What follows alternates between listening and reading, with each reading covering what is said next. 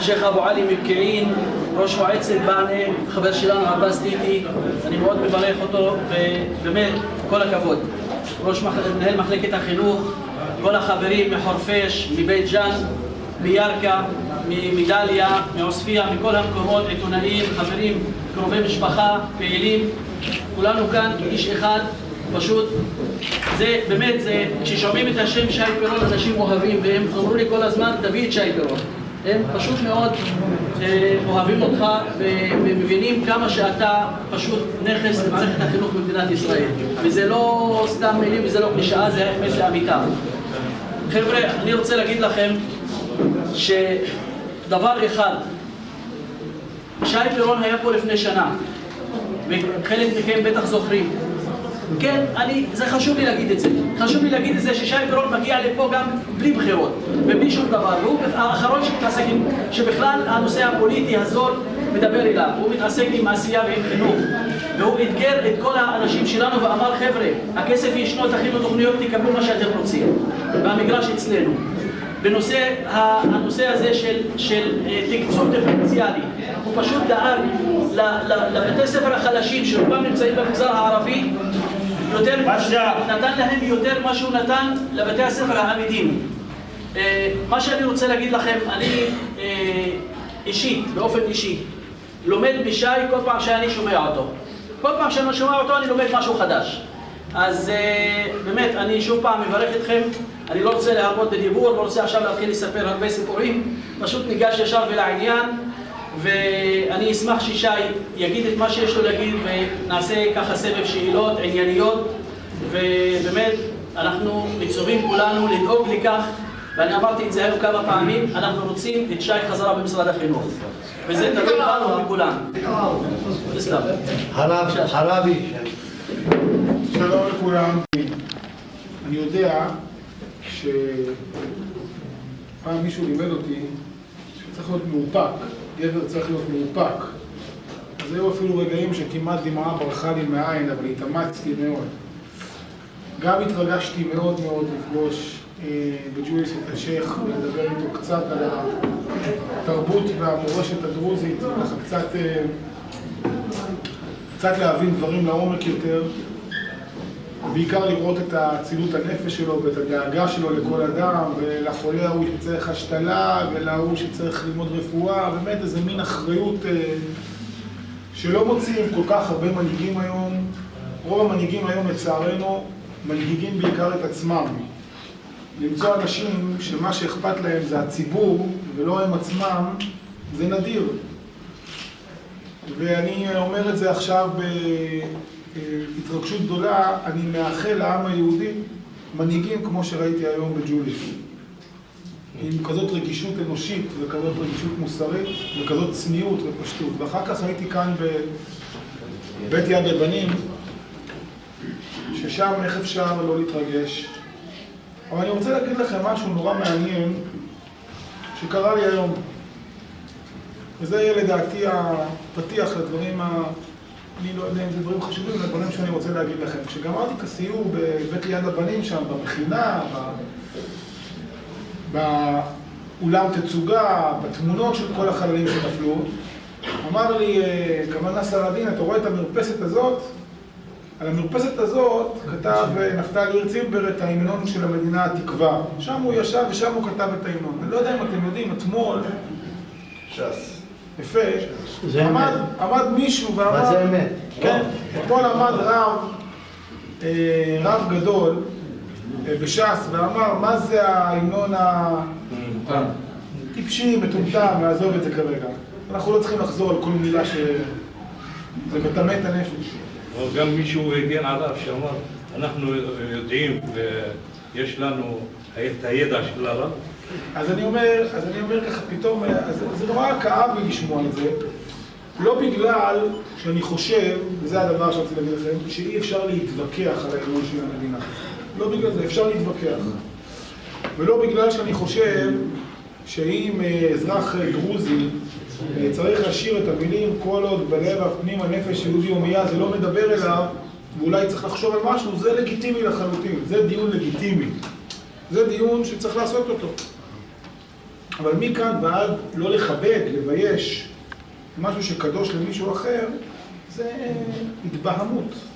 ככה לא מתנהגים. כלומר, אפשר להגיד כמה מילים שחשבתי לפני ולמדתי היום עוד יותר, ודרך זה אני אומר את הדברים. זה לא הזמן להבטיח הבטחות. מי שמבטיח לכם הבטחות עכשיו, סימן שהוא מרמה. אז באתי להבטיח כלום. זה לא הזמן להבטיח הבטחות. בדרך כלל אנשים באים לפני הבחירות, אומרים אני אעשה ככה, אני אעשה ככה, אני אעשה ככה, אני אעשה ככה. אני לא יודע לעשות את זה. אז לא באתי להבטיח שום דבר. אבל באתי להגיד מה אני מרגיש. ולפעמים מה אני מרגיש יותר חשוב ממה אני מבטיח. כי מה אני מבטיח, אני יכול להגיד, יש בעברית אנחנו אומרים, דבריי הוצאו מהקשרם, לא התכוונתי. מה אני מרגיש, זה מבפנים, זה התודעה שלי.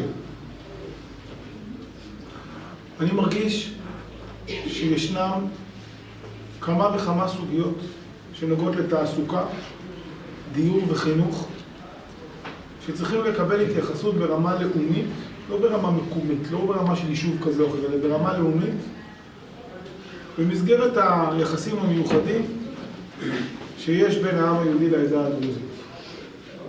אני חושב שב-15-20 שנה האחרונות חלה שחיקה בהתייחסות של הממסד, של השלטונות,